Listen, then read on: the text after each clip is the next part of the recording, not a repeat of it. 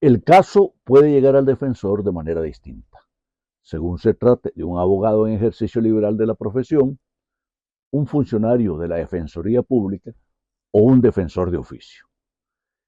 En la primera situación, la del defensor privado o de confianza, hay obviamente una relación con el caso caracterizada por la libertad. El caso se puede tomar o declinar. En contraste, el defensor público recibe el caso por asignación, ya sea de parte del departamento al que sirve o de la autoridad judicial o fiscal, y el defensor de oficio lo recibe por designación que de él hace el juez, fiscal u oficina encargada de tal tarea. En estas situaciones no hay asunción libre del caso. Por repugnante que pueda parecerle al abogado, no tiene posibilidad de rechazarlo.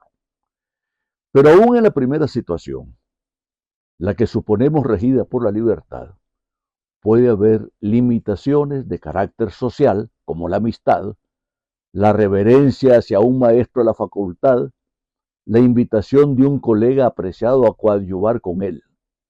En cualquiera de ellas, el defensor debe esforzarse por tomar la decisión más conveniente para su ejercicio profesional, aunque alguien llegue a sentirse decepcionado. El primer contacto del defensor con el caso se produce en la entrevista inicial con quien requiere sus servicios profesionales, por propia decisión o por la asignación o designación referidas.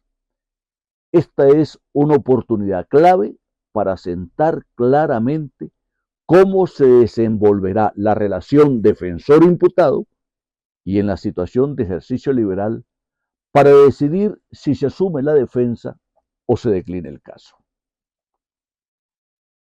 Para llevarla a cabo satisfactoriamente, la entrevista inicial se requiere de tiempo y condiciones adecuadas de privacidad y un mínimo de comodidad.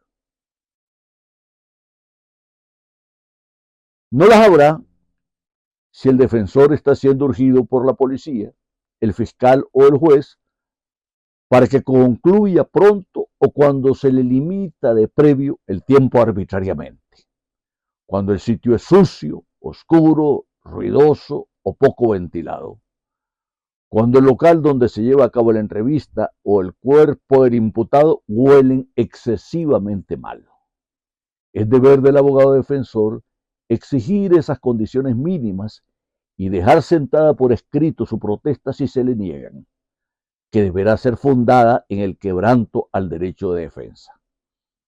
Si se tratara de un defensor público, deberá poner en conocimiento de sus superiores y de las autoridades judiciales correspondientes las anomalías detectadas.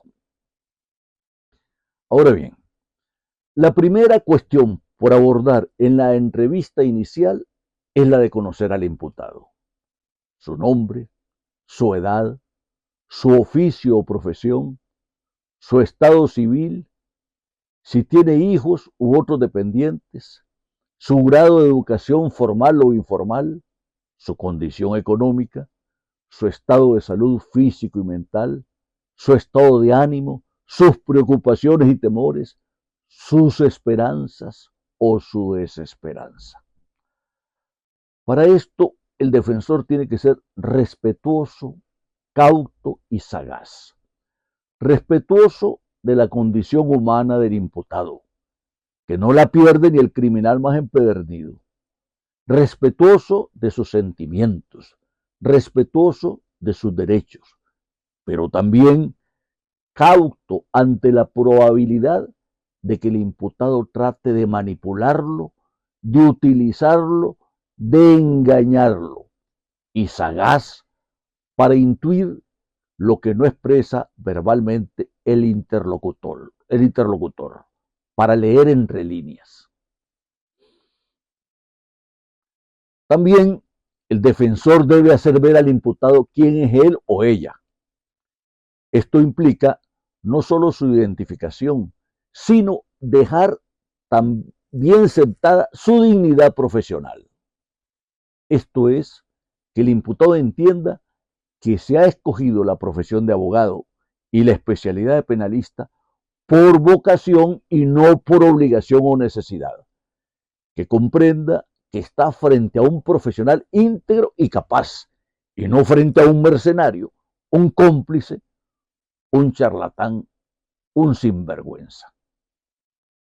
En ocasiones, sobre todo en la situación del defensor de confianza o privado, el imputado puede insinuar o plantear abiertamente que está dispuesto a hacer cualquier erogación para sobornar al fiscal, al juez, a un testigo o perito, o bien puede decir al abogado que lo ha escogido porque sabe que tiene amistades o buenas relaciones con la autoridad que investiga o adelanta el proceso.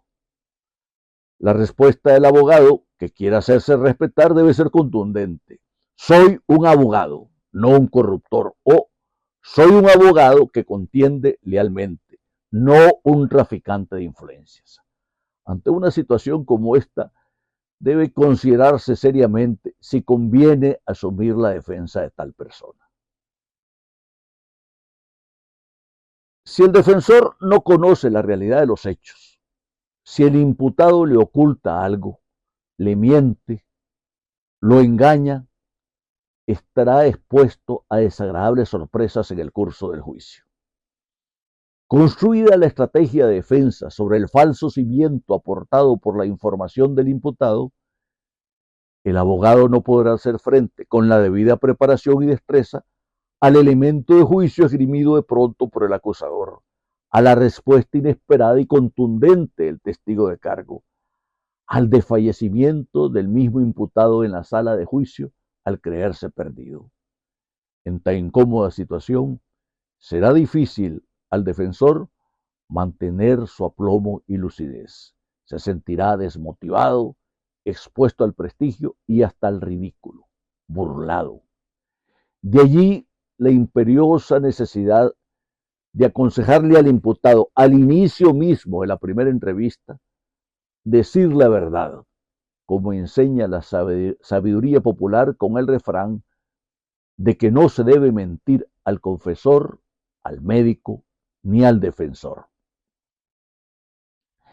Invitado a exponer los hechos, el imputado puede resultar buen o mal narrador.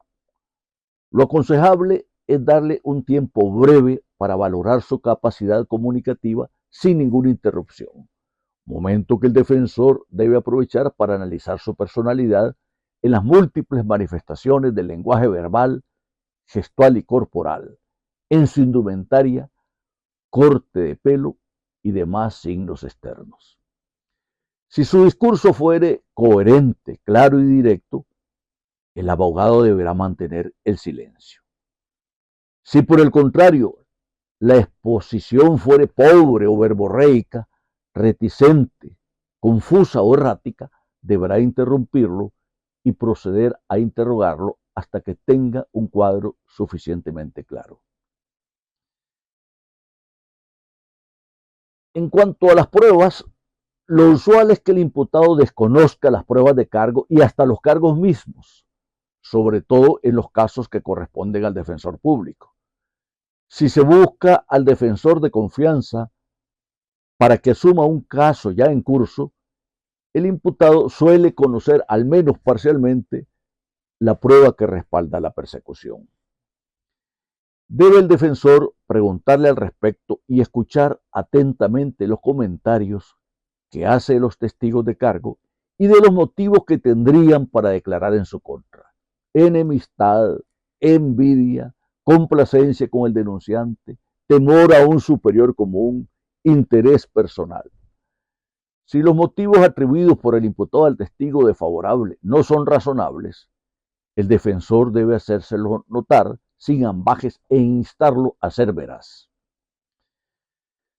Cabe esperar que la prueba de cargo aflore, cabe esperar que la prueba de descargo aflore espontáneamente la narración de los hechos que hace el imputado, quienes lo acompañaban cuando acaeció el hecho o por el contrario, cuando estaba lejos de la escena del crimen.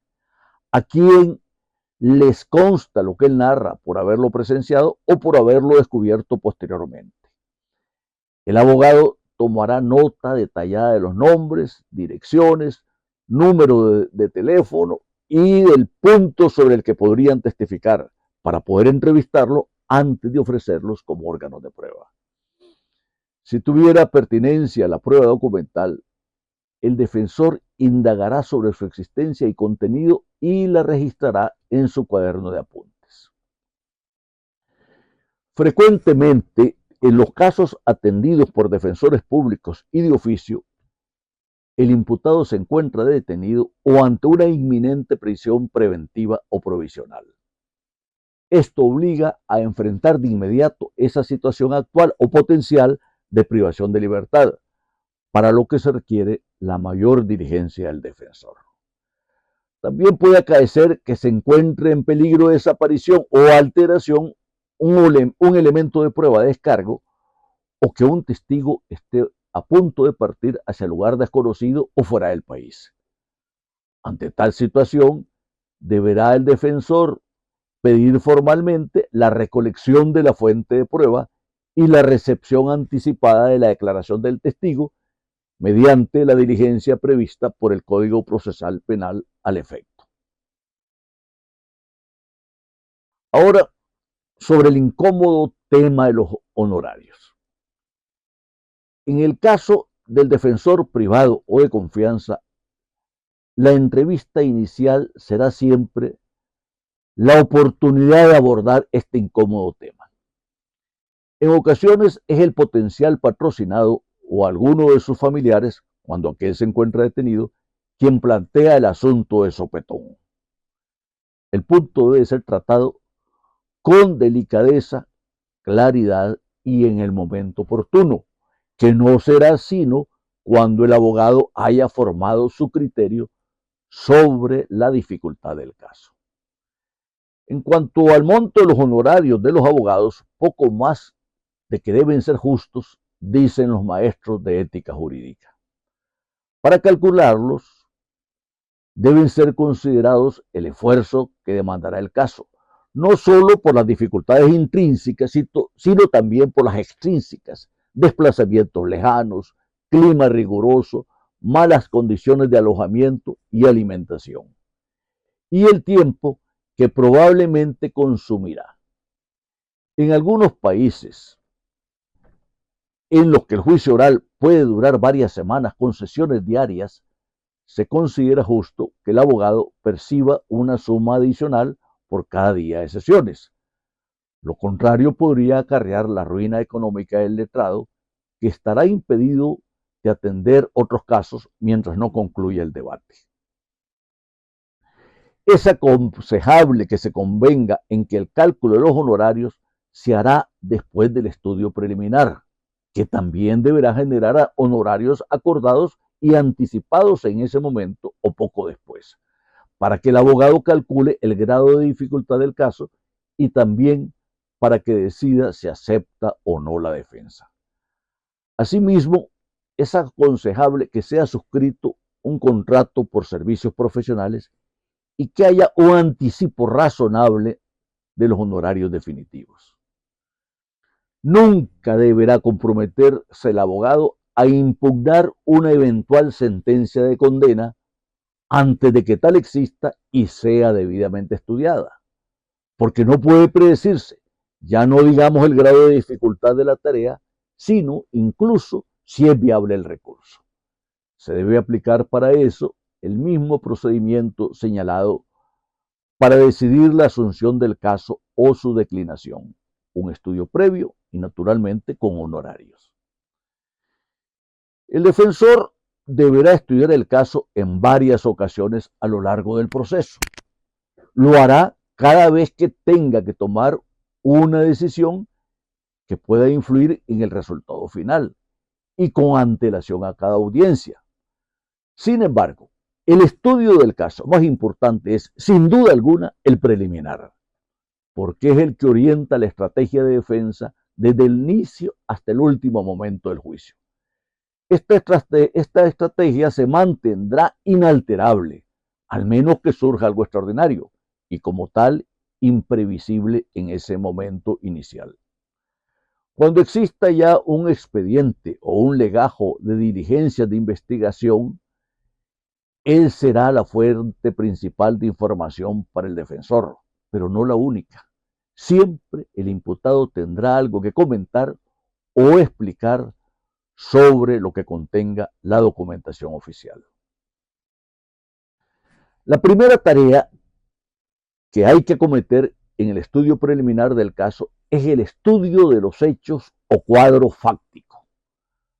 Contrariamente a lo que sucede con el fiscal, que tiene que armar un rompecabezas, el defensor se encuentra con un cuadro fáctico generalmente preciso y definido, con el rompecabezas ya armado.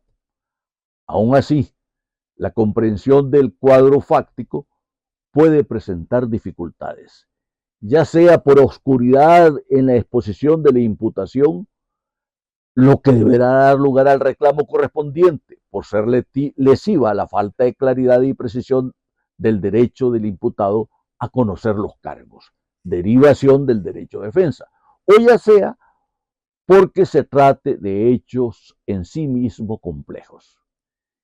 Mientras el defensor no logre una comprensión cabal del cuadro fáctico, no podrá estructurar ninguna estrategia o línea de defensa.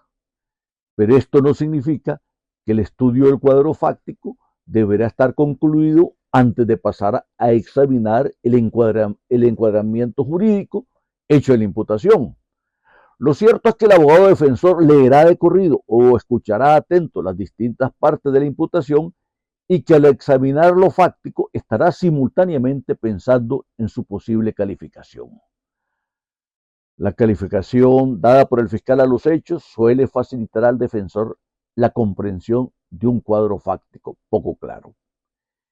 En ocasiones, los hechos son de carácter técnico no jurídico, como cuando se refieren a señales satelitales o a dispositivos técnicos de computación o a esquemas de trazado protegido, a procesos químicos.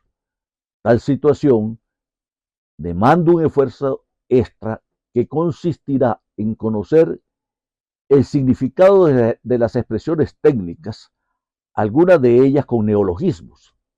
Afortunadamente, hoy contamos con la Internet y su apenas ayer inimaginable caudal de información. El aspecto jurídico de la imputación es también de capital importancia para la defensa. Su análisis exige la aplicación de la teoría del delito en sus tres aspectos fundamentales: tipicidad, antijuridicidad y culpabilidad. Un conocimiento completo del tipo penal en el cual el fiscal ha encuadrado los hechos es imprescindible. Cada uno de los elementos constitutivos del delito deberá ser verificado con sumo cuidado, porque la ausencia de uno solo de ellos dará al traste con la imputación. No hay que dar nada por descontado. Con meticulosidad de relojero deberá ser examinado cada uno de los elementos del tipo. Igualmente se examinará si la conducta del imputado es antijurídica, es decir, si no se da alguna de las causas de justificación previstas en la ley penal. Por último, se examinará si no se presenta en el caso una causa de inculpabilidad. Para que haya una intimación completa, no basta con que se haga una relación de hechos y se les encuadre un tipo penal. Es necesario que se indique también cuál es el sustento probatorio de la imputación. El estudio de este aspecto merece asimismo toda diligencia del defensor. Debe verificar si existe correspondencia entre la fuente de prueba y los hechos, si aquellas son lícitas y confiables. Estudiar por separado cada una de las pruebas y en conjunto, en búsqueda de algún punto débil, de una contradicción o al menos de algo que permita restarle vigor a la prueba de cargo. Una vez concluido el estudio preliminar, el abogado tendrá suficiente información para decidir si asume o no la defensa. ¿Qué grado de dificultad presenta el caso?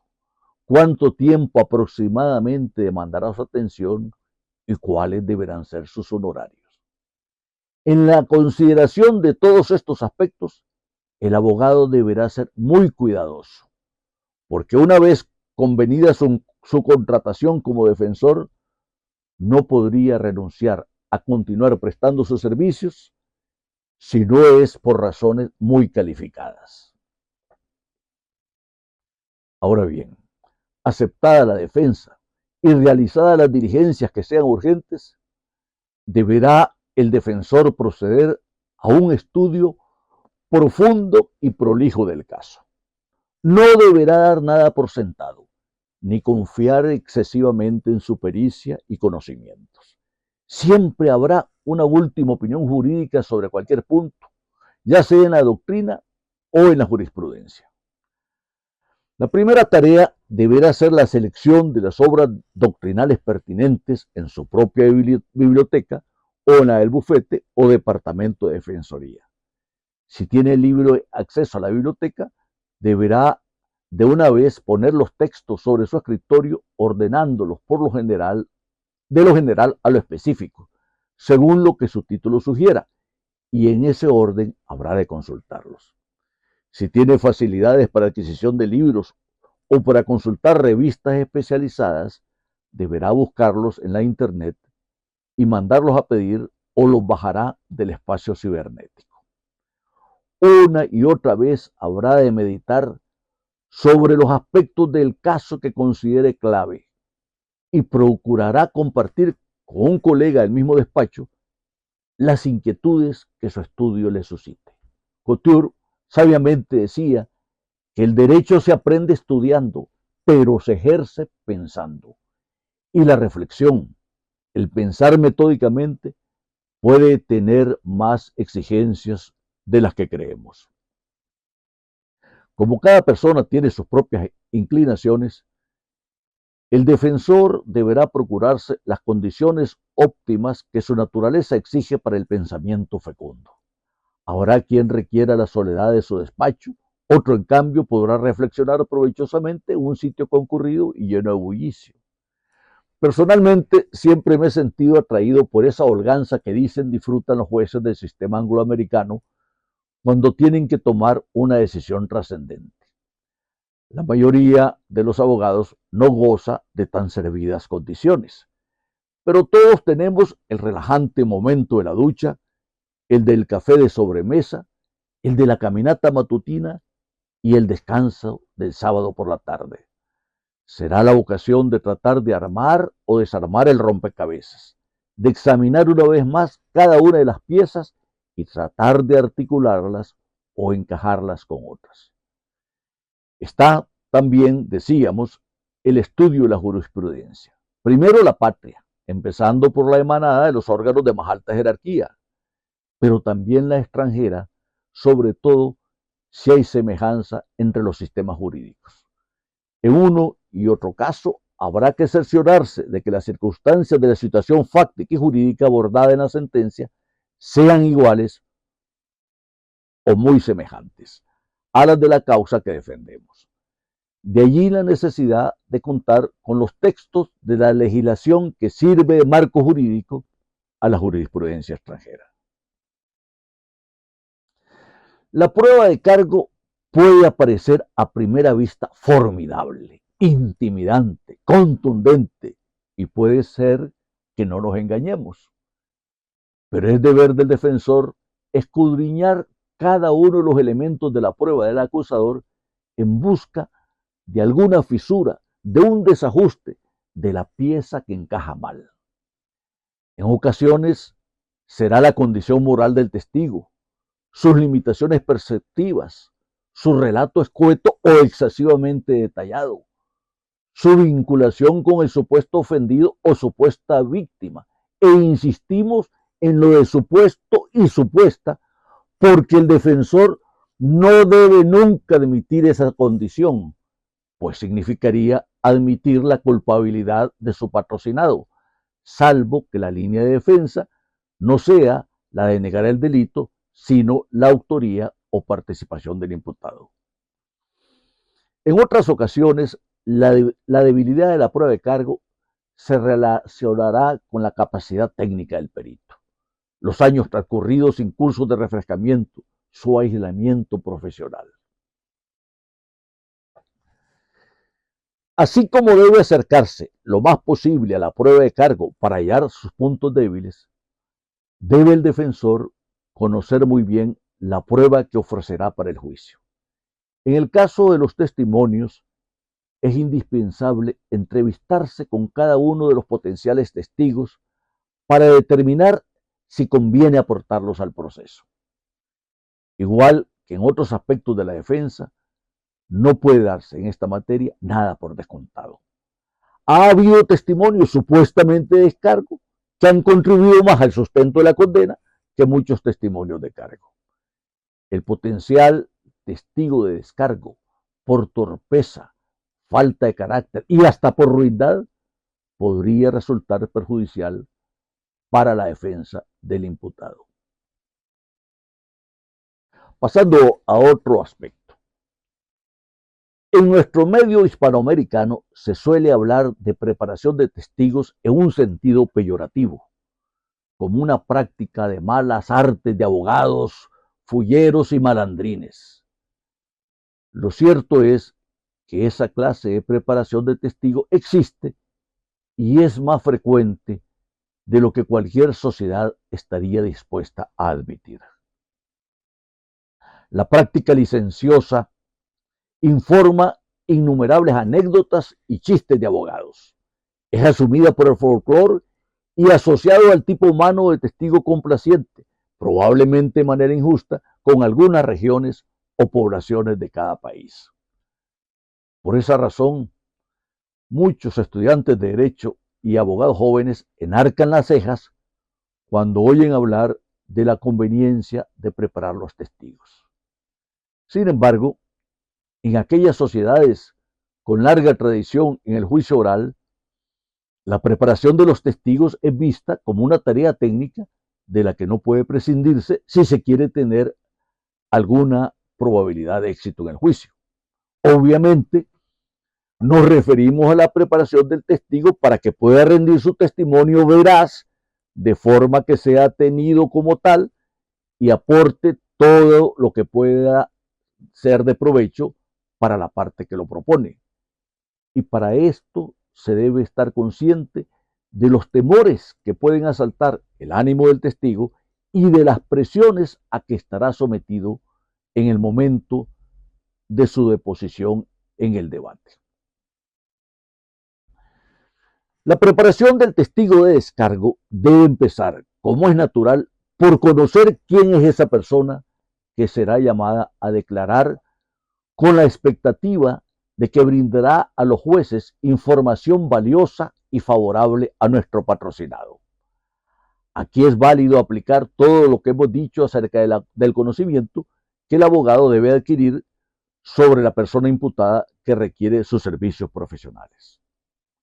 Esclarecido el anterior, consciente de las potencialidades y flaquezas del testigo, el siguiente paso es su preparación.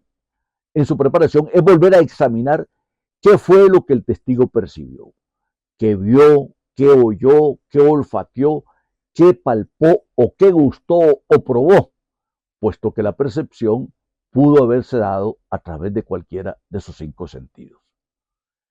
De seguido, habrá que considerar qué sentido percibió el dato que resulta relevante y bajo qué circunstancias se produjo la percepción del testigo, si ya era de día o por el contrario aún no amanecía, si estaba somnoliento o totalmente despierto, distraído o alerta, sobrio o bajo los efectos del licor, sosegado o agitado. Igualmente es necesario ubicar el sitio de la percepción y conocer sus características. Si algún obstáculo dificultaba la percepción del testigo, o si por el contrario él estaba situado en una eminencia del terreno que le permitía excepcionales condiciones perceptivas. Si el lugar es oscuro o bien iluminado, concurrido o solitario, bullicioso o apacible. Asimismo, ¿qué segmento de lo probablemente acaecido fue percibido por el testigo. Cuando llegó al sitio de la percepción, qué actividad desarrollaba cuando percibió, qué favoreció o pudo haber alterado la percepción. La preparación del testigo implica también informarle en qué ambiente se va a producir su testimonio. El ceremonial de la justicia, por su austeridad, su gravedad, su solemnidad, sus emblemas, es intimidante hasta para los abogados con poca experiencia y para cualquier abogado si en vez de postular como de costumbre le corresponde rendir testimonio.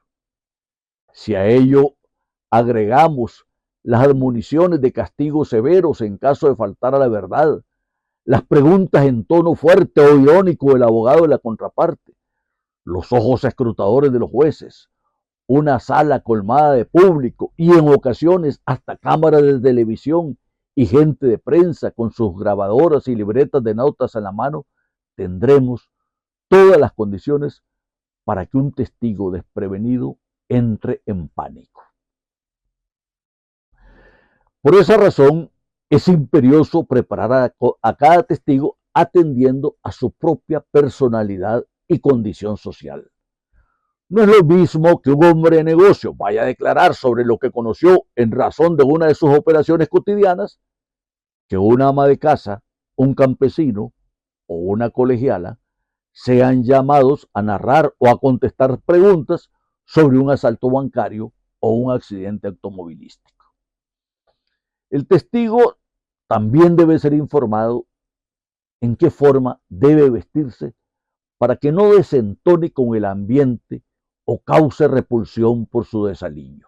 Pero cuidado, un testigo acicalado y vestido de manera que no se compadece con su condición genera desconfianza.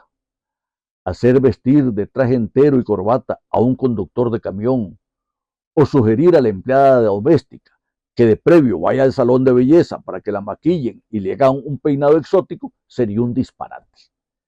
Pero sí sería acertado que la muchacha que labore en el cabaret vistiera una falda más larga que las que estila, que mostrara su rostro libre de los excesivos afeites habituales y que se abstuviera de poses indecorosas cuando esté frente a los jueces.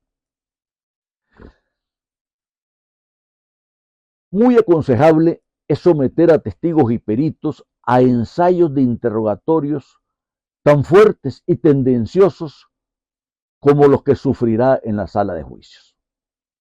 El abogado estará atento a las reacciones de la persona a quien interroga, a sus titubeos, a sus gestos de nerviosismo o rechazo, a sus respuestas imprecisas, desafiantes o irrespetuosas, a sus divagaciones o reticencias, para hacérselos notar y enseñarle a corregirlos. No debe olvidarse la clásica pregunta: ¿alguien le dijo cómo tenía que declarar? La respuesta debe ser: el abogado fulano de tal me explicó cómo se celebra un juicio y que tenía que decir la verdad. El defensor también debe prepararse para el debate. No hay dos casos iguales y no es prudente confiar solo en la experiencia acumulada en otros juicios, por vasta que pueda ser. La preparación debe empezar con un minucioso repaso de los hechos a fin de tenerlos frescos en la memoria con todos sus detalles de significación jurídica. Suelen ser muy útiles esquemas que simplifiquen la dinámica fáctica. Antes del juicio, el defensor debe ser capaz de explicar de memoria y con toda precisión cuáles son los hechos de la acusación. Es conveniente destacar en las notas aquellas particularidades de los hechos que los singularizan o sobre los que se empeñarán mayores esfuerzos en el juicio y relacionarlas con datos breves que identifiquen las pruebas de cargo y descargo que versarán sobre ellos. Igual dominio habrá que tener de las pruebas documentales admitidas para el juicio y conocer de antemano sobre qué declarará cada testigo o rendirá informe cada perito. Hasta donde se pueda, habrá que tener la idea más aproximada de quién es cada uno de los testigos de cargo y cuáles son sus circunstancias personales y su relación con los hechos. Para eso se servirá el abogado de las declaraciones anteriores, si las hubiere, y de los datos suministrados por quien los ofreció, aunque sean escuetos. También deberá repasar el defensor las tesis jurídicas que ha decidido sostener en su defensa, con paciencia y prolijidad. Una vez decidida la línea de defensa, deberá confiar en su capacidad para sostenerla y triunfar.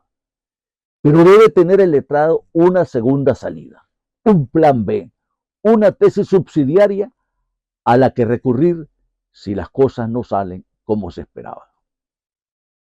Por último, el defensor trazará un esbozo de su alegato final, pero estará plenamente consciente de su provisionalidad, de que lo seguirá elaborando mientras discurre el juicio y de que no lo habrá terminado mientras el acusador no haya concluido su propio alegato oral en el juicio. Deberá ser, en consecuencia, un esbozo susceptible de ser modificado con facilidad para acoplarlo a la posición final del contendiente, que es la tesis que hay que refutar. No obstante, no se deben dejar de abordar todas las facetas del caso, aunque no las haya mencionado el contrincante. Concluida la ardua tarea de preparación del caso para el juicio oral, debe el defensor ordenar sus notas, códigos, citas de jurisprudencia y doctrina que dispondrá con suficiente tiempo en su cartapacio o en un archivo de su computadora portátil.